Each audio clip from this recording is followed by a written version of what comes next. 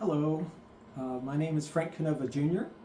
I'm son of Frank Canova Sr., who was born in Green Cove Springs, and our family goes way back. I grew up here in the city, and our family goes even far back as one of my great-great-grandfathers, who was a mayor of Saint Augustine at the time of Abraham Lincoln. And they fled Saint Augustine during the Civil War, wound up settling here in Green Cove Springs, and helped start the city. One of my great-great-grandfathers was helped build the Catholic Church, the Sacred Heart Catholic Church down the street. And my father was one of the members here of the Green Cove Springs Historical Society.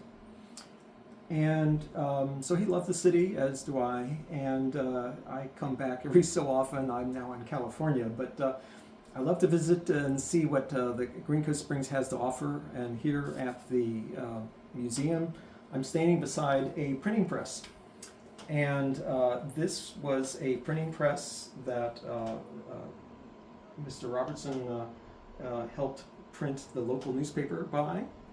And what's interesting about this press is that my father, as a kid in high school, wound up working for a while for the printing company, a little printing press to create the local newspaper. And as you see, the printing press is kind of manually operated. You turn this wheel, you would manually set type by hand in a patent that was, I believe it sits here, or maybe here, I'm not sure. And you'd put in a piece of paper, turn the crank, and it would stamp one sheet of paper essentially, and you would do this over and over and over again. So my father worked at the printing plant in Green Cove Springs, and they would set the type by hand, and he got to be real good at it. He would pick up letters from a big tray and put it in a bar. Sure. And they would, yes, and behind me here are some of the type that would be set. Now these are large, so these would be used for the headlines. And so he did large headlines, and he would do small ones as well. And these were wood type used in the 1800s.